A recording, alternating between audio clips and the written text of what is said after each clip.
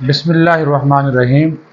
Viewers, आप देख रहे हैं न्यूज़ टू यू। उम्मीद है आप खैरियत से होंगे।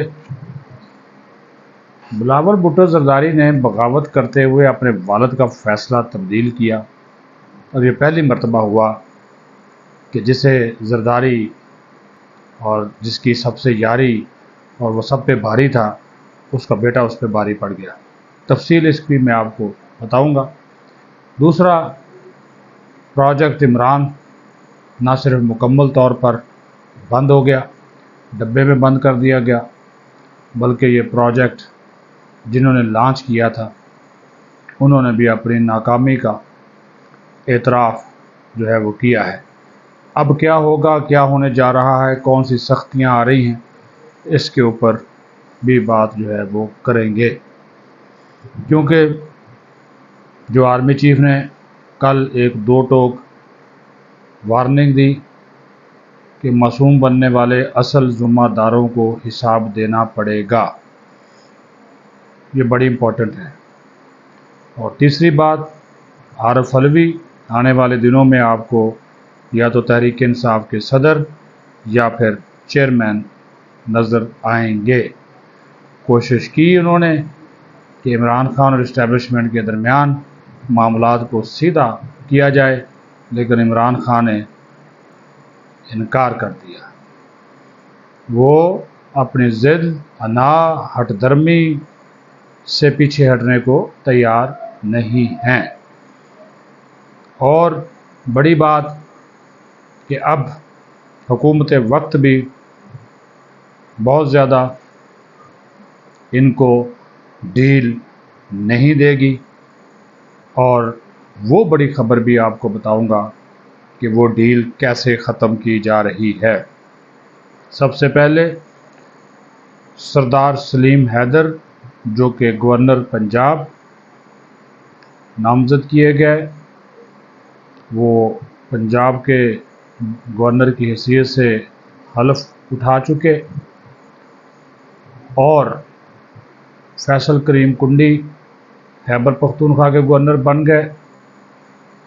आसिफ ज़रदारी ने जो नाम फाइनलाइज किए थे पंजाब के लिए, वो थे जी, वो नाम था कमर ज़मान कायरा का।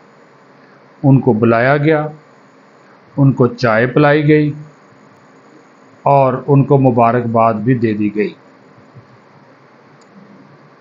ज़ाहिर शाह का नाम था गवर्नर खैबर पख्तूनख्वा के लिए, और साथ ही अरबाब आलमगीर का जो ज़रदारी ने फ़ाइनल किया था उसको भी बिलावल ने तब्दील किया और फैसल करीम कुंडी को उन्होंने गवर्नर खैबर पख्तूनख्वा बना दिया। और इधर से सरदार सलीम हैदर, पीपल्स पार्टी के अंदरूनी ज़राए कहते हैं कि ये पहली मरतबा हुआ क्या कि बिलावल भुट्टो ज़रदारी ने जो है वो अपने वालिद का फ़ैसला उनको बताए बगैर न सिर्फ तब्दील किया, बल्कि उसकी इमीडिएटली मीडिया के अंदर अनाउंसमेंट कर दी गई ताकि उसमें किसी किस्म की कोई तब्दीली ना आ सके।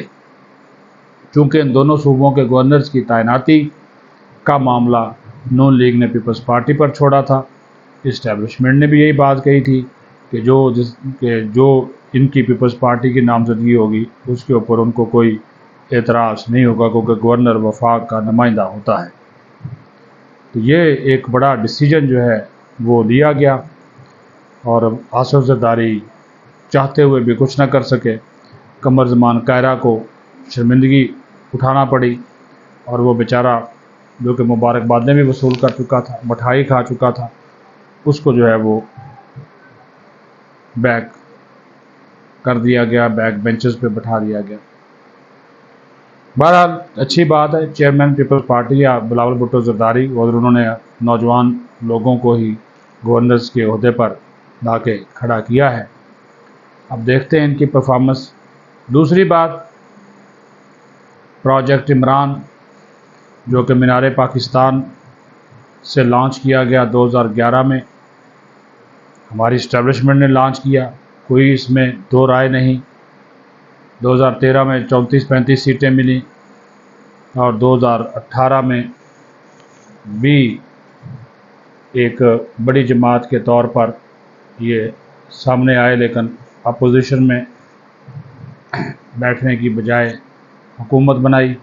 جس طرح بنائی وہ آپ کے سامنے ہے، کیونکہ اپوزیشن میں بیٹھنے کی بجائے کہ میں نے لفظ اس وجہ سے استعمال کیا کہ جو ابھی الزامات لگائے جا رہے ہیں دھاندلی کے، اس وقت بھی جو موجودہ حکمران جماعت ہے اور پیپلز پارٹی ہے، JUIF ہے، وہ یہی الزام ان پہ لگا رہے تھے۔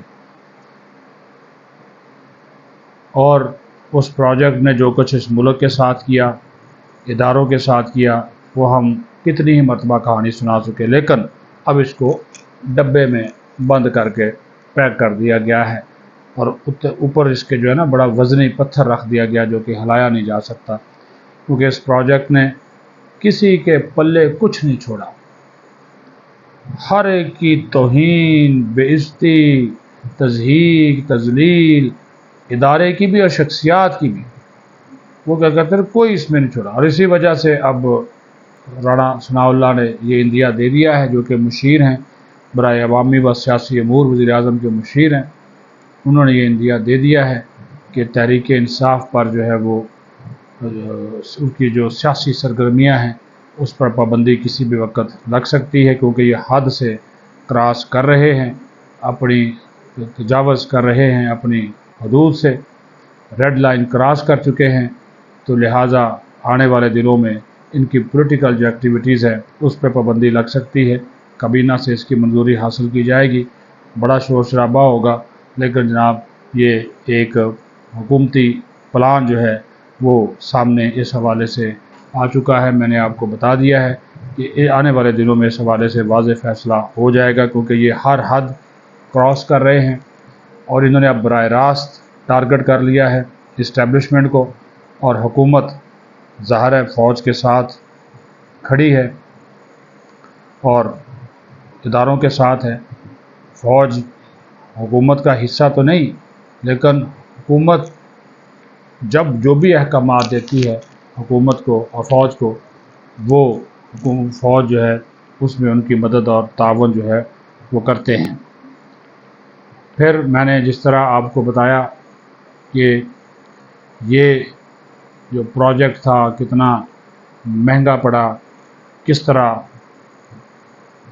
ریاست افواج آرمی چیف کے خلاف بغاوت کی گئی 9 مئی کو، یہ اب دوبارہ دہرایا نہیں جائے گا، دوبارہ جو ہے وہ ہمیں اس کی شکل نظر نہیں آئے گی۔ بہرحال عارف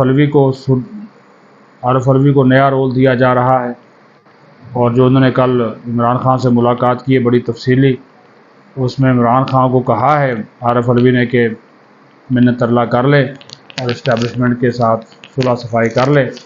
اس نے کہا جی وہی جو پرانی بات ہے کہ ایبسولوٹلی ناٹ، میں کیوں کروں، انہوں نے میرے ساتھ زیادتی کی ہے، میں ان سے لڑوں گا، میں ان کا مقابلہ کروں گا، آخری یہ مجھے مارنا چاہتے، وہی پرانی بات ہے جی، یہ ہو گیا وہ ہو گیا۔